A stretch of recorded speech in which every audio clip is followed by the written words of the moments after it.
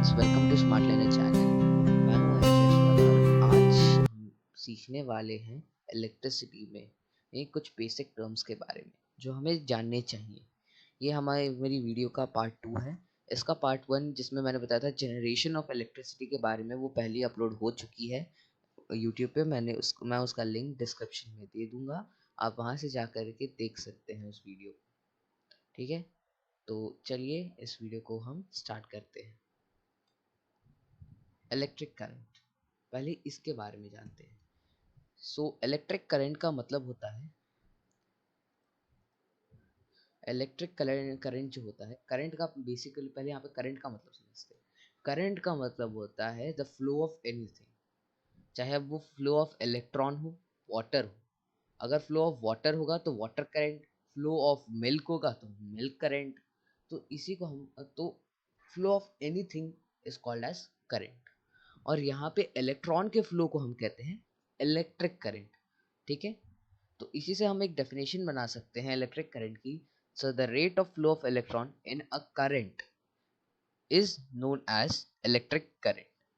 ठीक है, मतलब कि इलेक्ट्रॉन के फ्लो को, ठीक है, एक धारा में जब इलेक्ट्रॉन फ्लो करता है तभी इलेक्ट्रिक करंट हम उसको कहते हैं, जो हमारी इलेक्ट्रिसिटी होती है।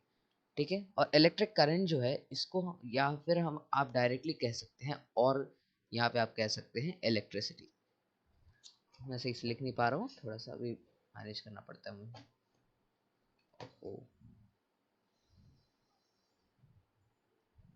इलेक्ट्रिसिटी,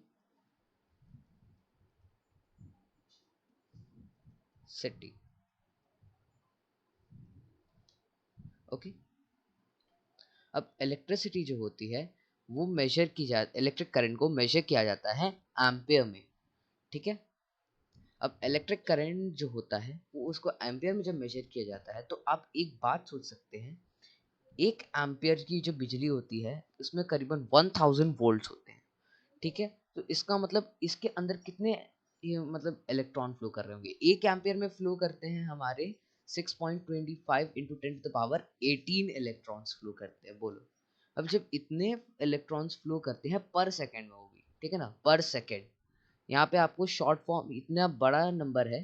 ठीक है, अगर आप लॉन्ग टर्म में चाहेंगे और अगर आप शॉर्ट टर्म में कहना चाहें तो आप डायरेक्टली कैसे 6.25 इंटू 10 टू द पावर 18, ये पावर 18 है एक्चुअली। ठीक है, यस, पावर 18। ठीक है, ये आप ऐसे डायरेक्टली 18 मत समझ लीजिएगा। ओके, तो इतना इतनी ज्यादा इलेक्ट्रिसिटी है।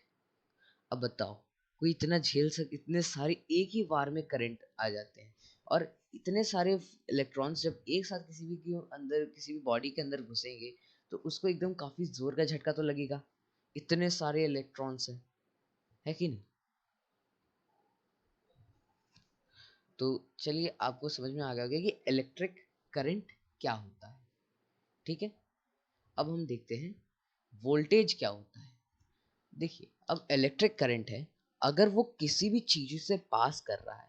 अब जैसे कि अगर पानी के अंदर अब अगर हम वायर को लगा देते हैं तो पूरे का मतलब, जैसे अगर आप गीजर को लेते होंगे तो गीजर जो होता है जब आप उसको पानी में लगाते होंगे और स्विच को ऑन करते होंगे तो आप देखते होंगे कि पानी पूरा का पूरा गर्म हो जाता है।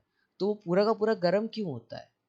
ठीक है, और इलेक्ट्रिसिटी जो है वो आपके पावर प्लांट से लेकर के आपके घर तक का कैसे आ जाती है।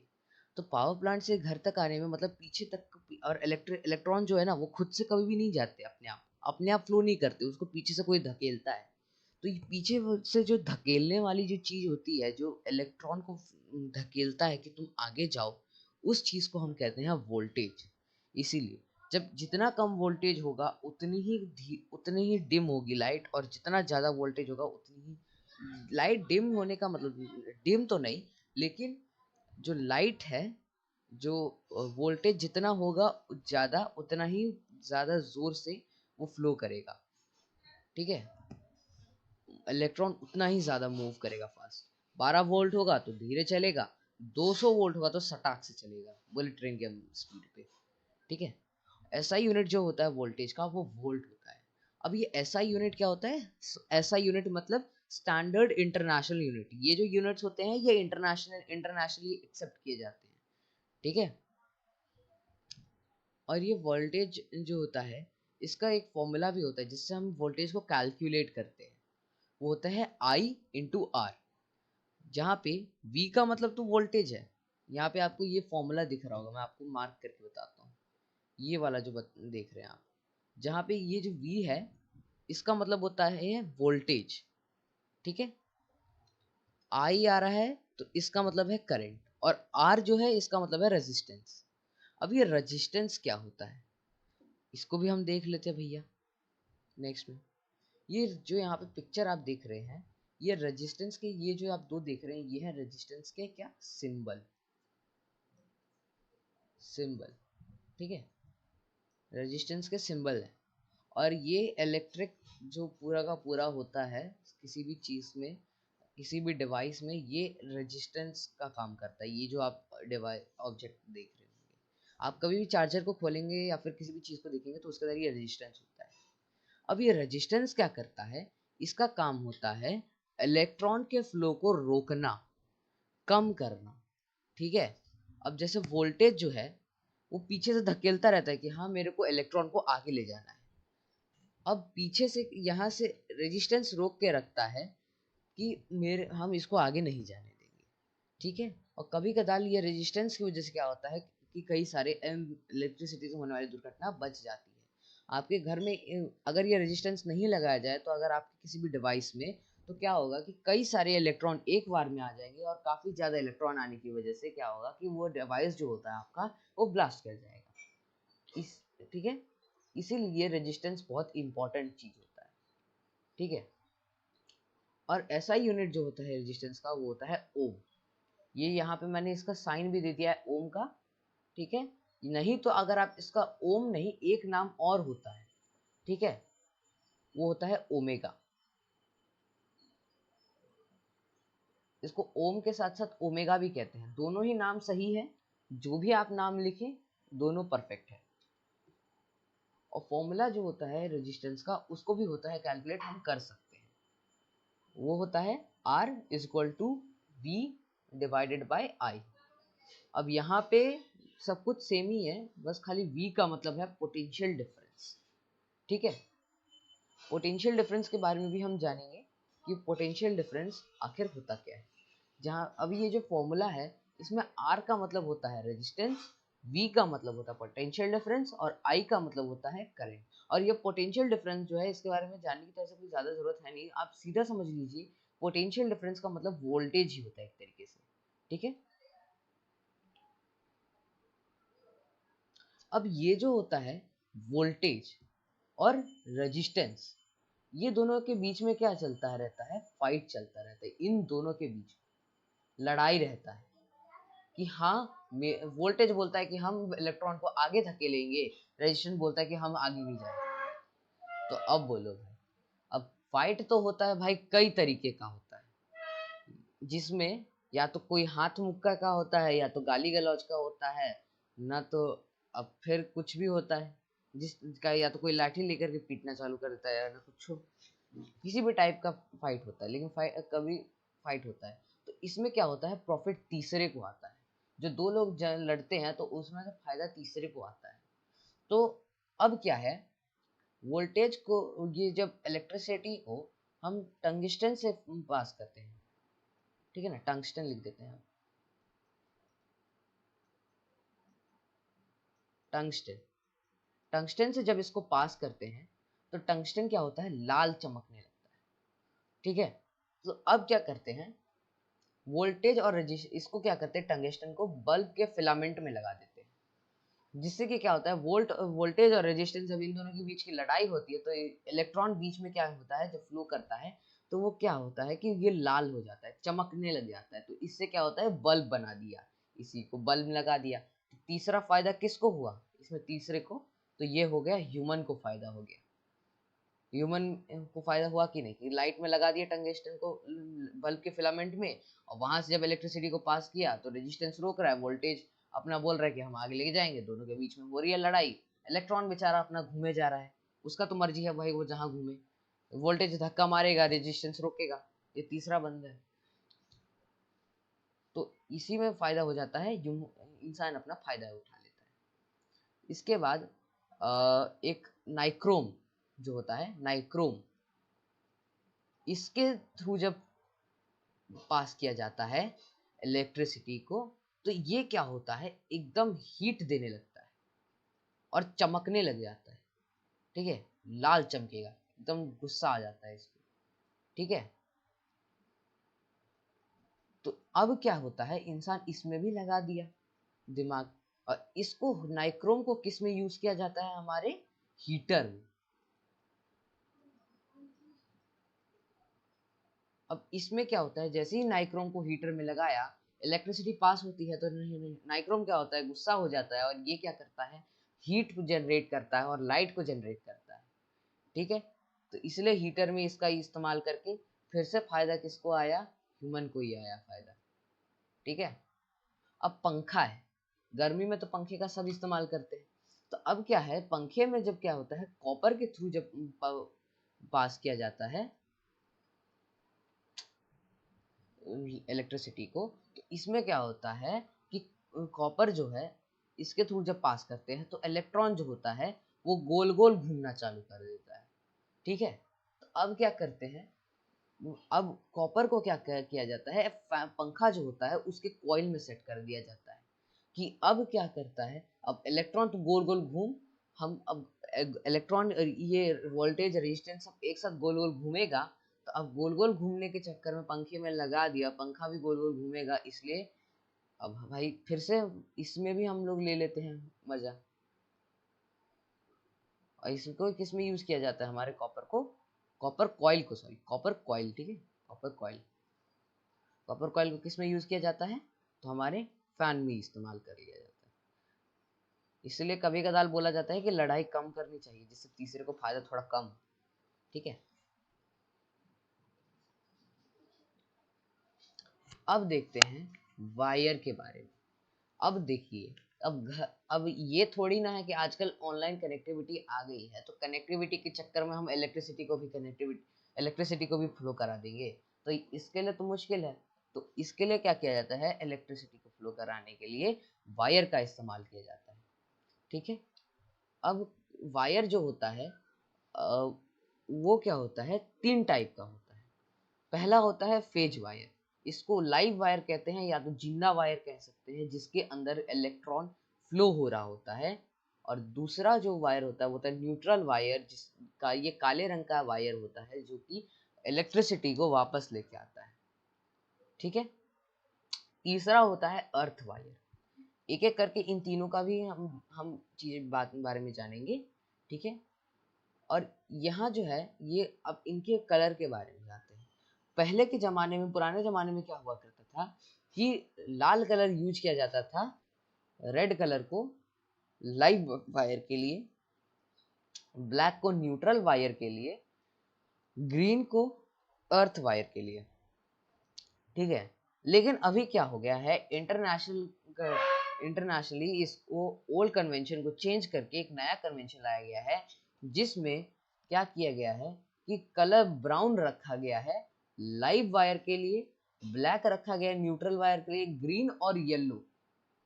ठीक है, ग्रीन और येलो, या तो हरे रंग का होगा या तो पीले रंग का होगा अर्थ वायर। अब हम एक एक करके सारे के सारे वायर के बारे में देखते हैं। पहले आप कुछ यूं समझिए, ये जैसे ये है हमारा रेफ्रिजरेटर, यहाँ पे आपको दिख रहा होगा, ये है हमारा रेफ्रिजरेटर।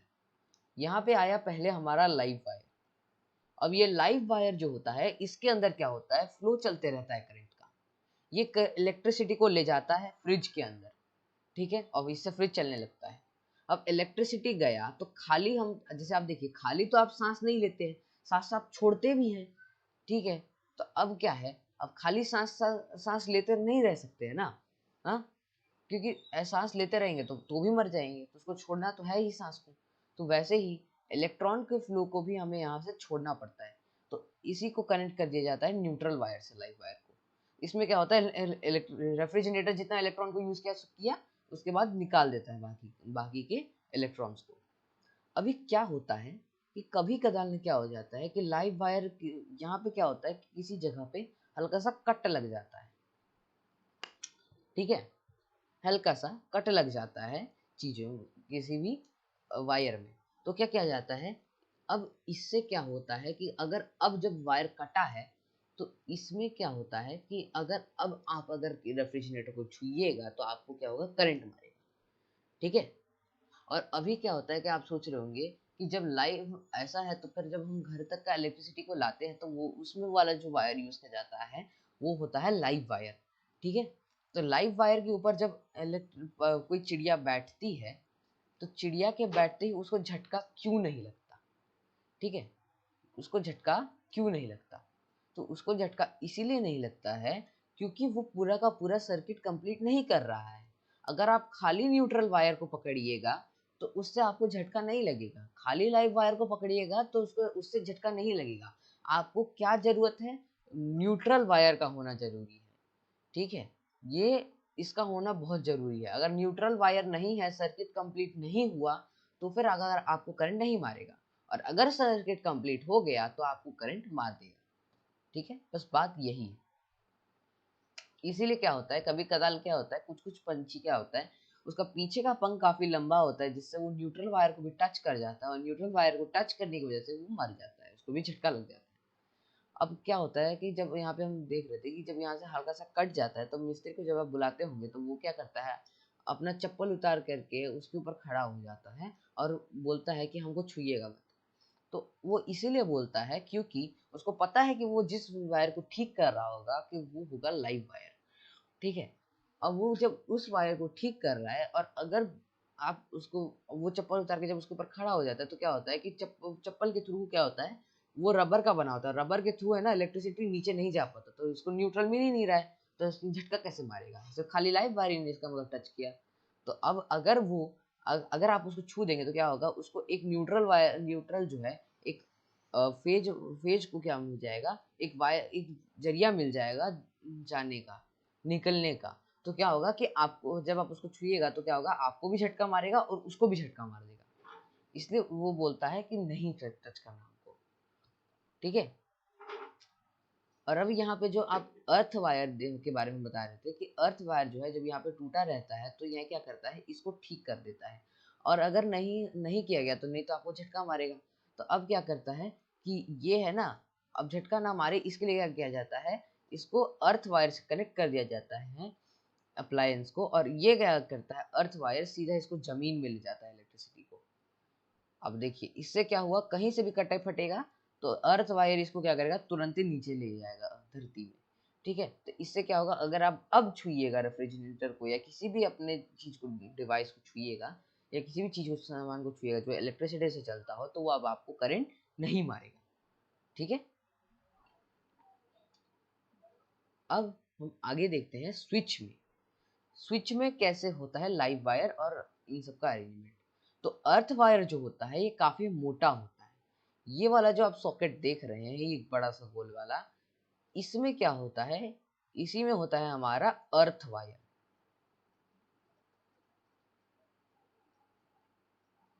ठीक है। और ये जो देखते हैं ये वाला, इनमें से या तो ई दुगो होगा हमारा फेज वायर,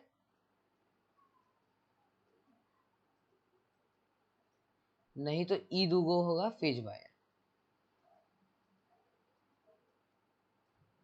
नहीं तो ये दोनों होगा न्यूट्रल,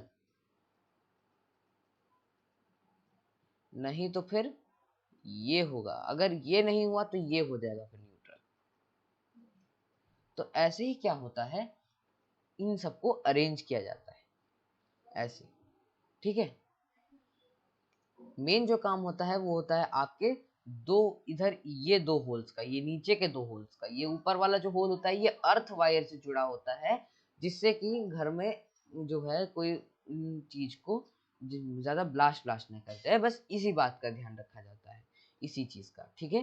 तो इसीलिए इस्तेमाल किया जाता है हमारे अर्थ वायर का। तो अर्थ वायर का काम आप समझ ही गए होंगे, अर्थ वायर का केवल एक ही काम है, वो है कि इलेक्ट्रिसिटी का अगर जब फ्लो कहीं से कट फट गया हो तो उससे वो क्या करेगा, नीचे ले जाएगा धरती में और वहीं पे जा करके इससे क्या करेगा, हमको झटका लगने से ही बचाएगा। ठीक है, और इसका जो रखा गया है कलर वायर का, वो रखा जाता है या तो आप हरा कलर का होगा, नहीं तो पीला कलर का होगा। ठीक है, तो आज की वीडियो में बस इतना ही। मिलेंगे अब हम नेक्स्ट वीडियो में। Till then bye bye and thanks for watching this video.